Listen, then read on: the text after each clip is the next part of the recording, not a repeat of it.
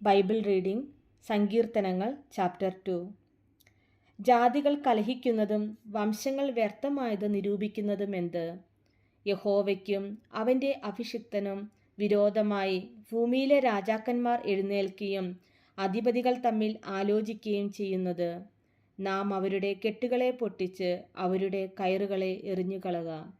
സ്വർഗത്തിൽ വസിക്കുന്നവൻ ചിരിക്കുന്നു, കർത്താവ് അവരെ പരിഹസിക്കുന്നു. അന്ന് അവൻ കോപത്തോടെ അവരോട് അരുളി ചെയ്യും, ക്രോധത്തോടെ അവരെ ഭ്രമിപ്പിക്കും.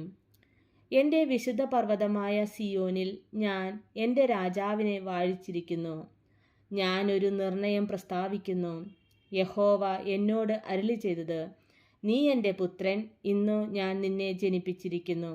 എന്നോട് ചോദിച്ചു കൊള്ളുക, ഞാൻ നിനക്ക് ജാതികളെ അവകാശമായും ഭൂമിയുടെ അറ്റങ്ങളെ കൈവശമായും തരും.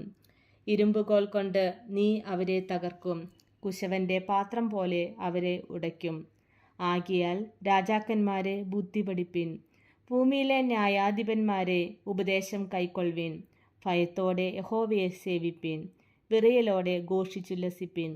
അവൻ കോപിച്ചിട്ട് നിങ്ങൾ വഴിയിൽ വച്ച് നശിക്കാതിരിപ്പാൻ പുത്രനെ ചുംബിപ്പിൻ. അവൻ്റെ കോപം ക്ഷണത്തിൽ ജ്വലിക്കും.